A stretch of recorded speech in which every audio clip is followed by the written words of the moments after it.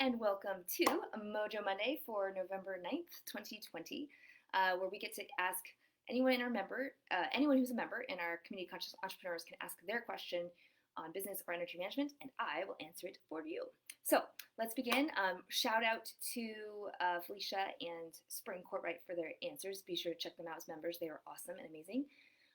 So first with Felicia, how do you calculate how many people you need to talk to each day based on my marketing strategies of referral partners, speaking engagements, and virtual events? Okay, this is a very meaty question. And just as a caveat, Felicia is one of our Conscious Business Accelerator participants. So she's asking a very specific question to a particular module on focusing your marketing strategy, where you're given a list and you focus it down onto at least 2 or 3, and then from there move forward. So because I know a little bit about your business already, Felicia, I'm going to just actually answer this for you, and it'll still be useful for others wondering as well. So back to the rule of ones, I happen to know where your business is actually at. So until we have a larger, like at least 10 to 30, I would say, paying clients. I know you have paying clients already, but until you have like a larger amount, you actually don't need to worry about any of the other marketing strategies. It's just going to be distraction. You just have to focus on the rule of one, which is one service offering and one marketing strategy. And that's it. And I know this is super simple, but that's the point.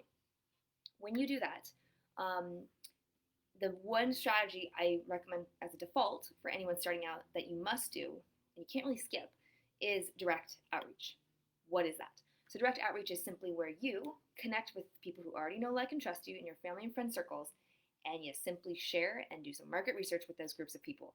And you say, here's what I'm up to, here's what is the problem I'm looking to solve in my business as a coach, and what are your thoughts and opinions about that? Okay, great. Do you know anybody I could talk to about that? Like, very simple conversation. You're not direct selling, you're not cold calling, it's none of that. You're reaching out to friends and family and asking for support. So that's what I mean by direct outreach initially when you're starting out. And from there, right, you can then grow by word of mouth or referrals initially. And when you hit that 10-person mark to 30-person paying client mark, then you've kind of earned your way to go branch out to the next strategy. Okay, so I'm going to save you lots of time by not worrying about any of those things and how to measure that, and just follow the one thing. As far as numbers go, here's what I found over all the years of doing this. So in general, if you are cold calling, you have to reach out. You have to have 10 conversations to just get one meeting, and you have to have 10 reach outs just to get one conversation. So you can do the math. It's pretty large. Like, it's like 100 reach outs. This is like the old days of cold calling. I think that's dead. I think that's stupid. I think it's a waste of time. If you are reaching out to a direct family member or friend, it's like a 50% conversion. So for every 2 people you get a hold of and talk to, 1 will actually end up buying. And then for referrals, it's a 33% ratio. So for every referral that you're given, 1 in 3 will become a client. Those are just general numbers that we used in our financial service industry over thousands and thousands of people, and it just doesn't move that much. Numbers don't lie, right? That ratio has held true with all the hundreds of coaching clients I've worked with and in different industries in general. However, with that caveat, if it's too daunting, like you do the math backwards, you're like, okay, well, I need to make, look at your average transaction size. And you kind of work backwards, like, is it $100, $500, $1,000, $3,000, right? And then you figure out how much money you need per month to not just pay your bills, but pay you too.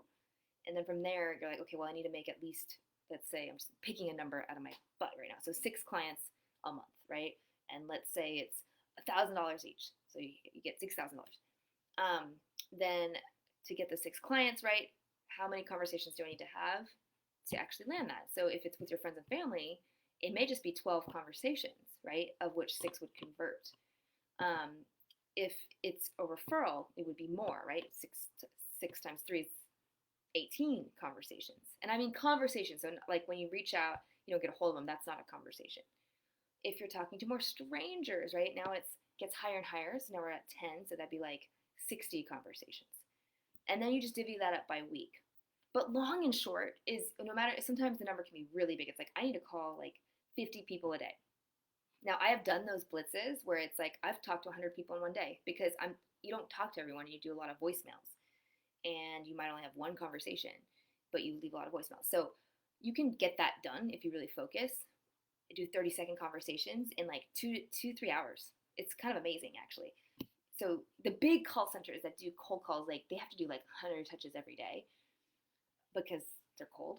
But you can do like 50 a day, like just one, like for a couple days, and get a good jump start with your initial people that you know in your circles. You'd be surprised when you actually map it out and how many people you know. Anyway, so then you do that, and these are 30-second conversations. They are not sales pitches. Again, they're not direct selling. You're just like, here's what I'm up to. Here's like what I'm helping people with. I was curious, do you know anybody who might need this? I mean, it's very simple. And then they're like, yes, no. You're like, okay, great. And that's it. You don't like chat for 30 minutes necessarily or whatnot. This is just if you're doing a phone blitz. Okay. And that's only what you do if you're like in urgent need of cash. But if you're not, which a lot of people aren't, it's like, I got my spouse to help me. I've got other situations. I want to take it slow. Great. Then you don't need to do a blitz. Just make a goal that you know you'll keep. And if that's just like 5 reach outs a day, that's 30 people a week. That's great. Maybe it's 2, maybe it's 10, but whatever it is, somewhere in that range, that's going to get you very, very, very, very, very far, very far. Just consistency. Okay, so that addresses the first one. I could go on for another like hour on the referral partner speaking engagements and virtual events and the metrics for that. They're all different and it depends, but that's too much info right now. Don't want to go there, so I'm not going to go there. So you, Felicia, get to those first 30 paying clients, and then let's talk more and we can talk about the rest. I hope that's okay that I kind of revealed how many clients you have. But anyway, if not, we'll take this video down. Okay, so the next one is, I'm sure there's lots of people though in your boat who would appreciate this. Oh, and the last thing I want to say is don't try to be, if you're on a scale of 1 to 10, 10 being like in business a long, long time, you're at the multi-million dollar mark, and then you ratchet it down by income level and by experience. And if you're like a 1 or 2, you only need to find a 2 or 3 to listen to rather than a 7, 8, or 9, or 10. This is a huge mistake I see all the time. It drives me crazy. So don't mimic the 7-level businesses that are doing 10 strategies on social media, all these different things. You just got to focus on your 2 strategy, which I'm telling you, to get from 1 to a 2 is going to be direct outreach. Okay. Spring. So your question is, my biggest challenge right now is finding balance between wanting to help everyone who reaches out to me for organizing support and having energy for my family and hobbies. What do you recommend? I know I'm not alone in this. Absolutely not. Love this question. I'm going to give you a super short answer. I think it'll get to the heart of it. The first thing you have to do is how much is enough of replenishment time as far as your families and your hobbies. Block that in first, above the business, because without you replenished, no go. So make sure that that's first as a value, which I'm asserting most people in this community that would be. Then whatever's left, okay, is what you then have to, as a budget, a time budget. So when someone asks you, you're like let's pretend you block this out in your calendar. You want to give an hour a day to your family and friends, or 2 hours a day. So out of your 6-hour, 8-hour, 10-hour block of work that you're doing, that has roughly, and the days that you've mapped out to meet with clients, and the other days that are buffer days, it gives you then an exact sense. Okay, I've got Monday afternoons or Friday mornings to like hang out with people, and then when that's budgeted out, then you can say yes or no to people as they're asking you to help them organize or do stuff, right? I think that's answering your question. Finding balance between, yeah. Okay, so and that, I'm trying to think also if your question's referring to as an organizer, right? Wanting to help everyone who reaches out to me for organizing support. So are those clients? Is it a balance between clients and a personal life? I'll say one last thing. I have found it's difficult to highly maintain both at an A+ level. It kind of cycles like this.